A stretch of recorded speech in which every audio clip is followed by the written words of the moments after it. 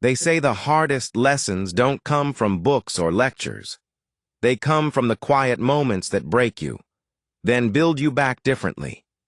I didn't know that on a rainy Tuesday morning, my son and I would walk into a storm that would change the way he saw me, and the way I saw myself. Before we go deeper, take a moment to like this video and subscribe to the channel. We uncover the stories others won't tell, and trust me, you won't want to miss what's coming next. Now, let's continue. We had just parked outside Ridgewood Medical Center. My son, Malik, was home from his first year of college. Smart kid, observant, too observant. I was driving him to meet one of my oldest friends who worked in internal medicine. She had agreed to let him shadow her for the day. He looked over at me, adjusting his backpack. "Dad, do you ever get tired of having to prove you're not a threat?"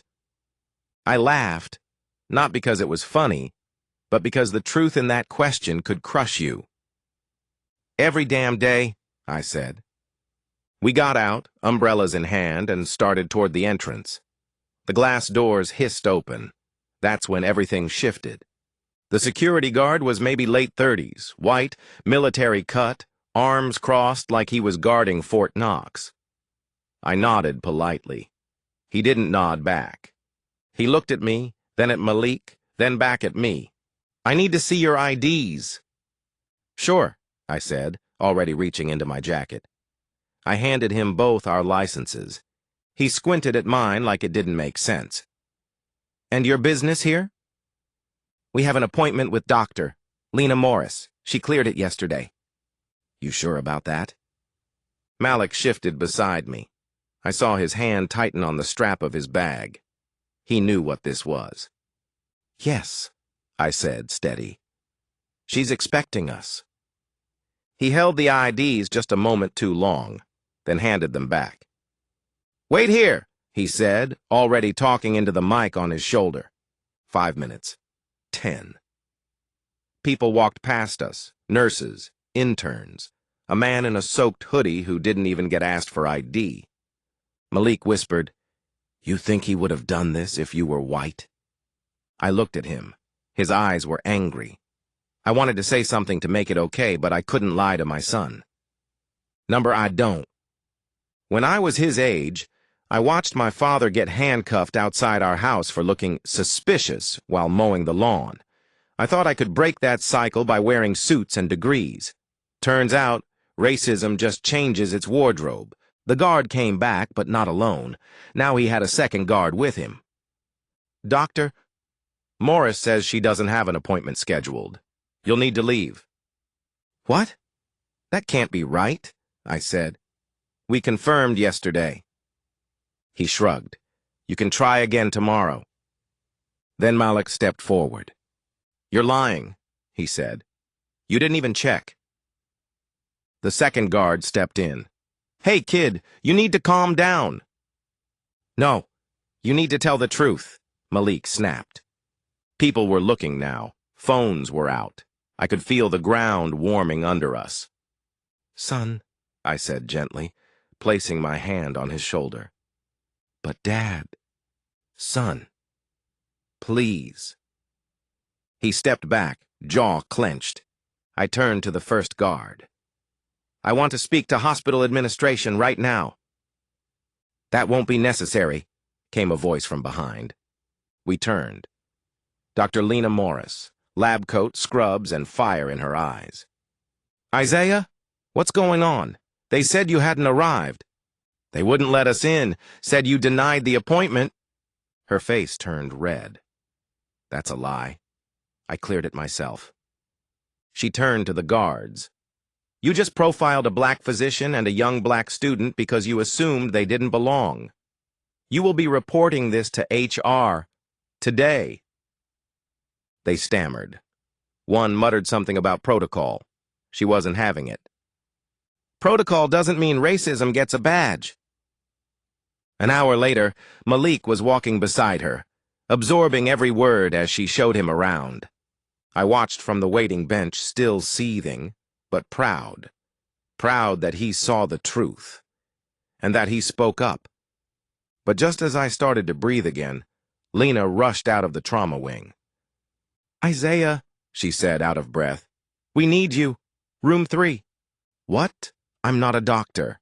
"No, but someone's asking for you. A patient. He's crashing and keeps saying your name." I froze. "Who?" She looked down at her clipboard. "James. James Hargrove." My breath caught. "Number?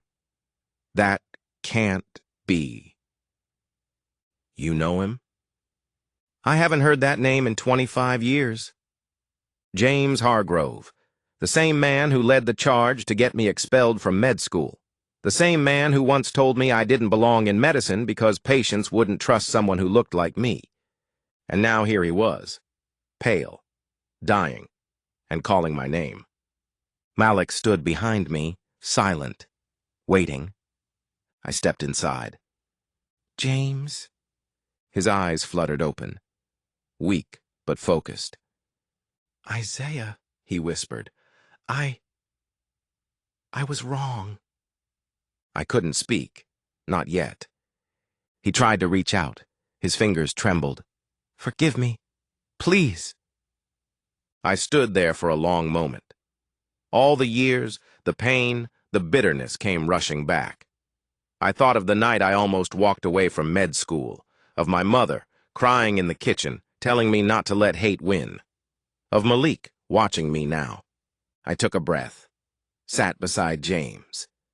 "James," I said slowly, "what you did nearly broke me, but I didn't let it. I became a doctor, not to prove you wrong, but because I knew I belonged." He nodded weakly, tears forming in his eyes. "I don't know what came over me back then," he whispered, "but I was wrong. About everything." "Yes," I said, "you were." He closed his eyes. "I just wanted to say it. Before I go." I reached out and took his hand. Not because he deserved it, but because I did. Because Malik was watching. Because I refused to let the poison of hate stain my soul. He died 10 minutes later. We walked out of the hospital in silence. Malik finally said, "You forgave him." "After everything." I nodded. Forgiveness isn't about forgetting. It's about choosing not to carry someone else's shame on your back. He looked at me. "You could have let him die without peace." "I could have," I said. "But then what would I have taught you?" He nodded slowly, tears in his eyes. "I'll never forget this day, Dad." "Good," I said. "Neither will I." Some scars we inherit, others we earn, and some we choose to let go of, not because we've forgotten, but because the next generation is watching. Sometimes justice looks like standing tall. Other times it looks like letting go.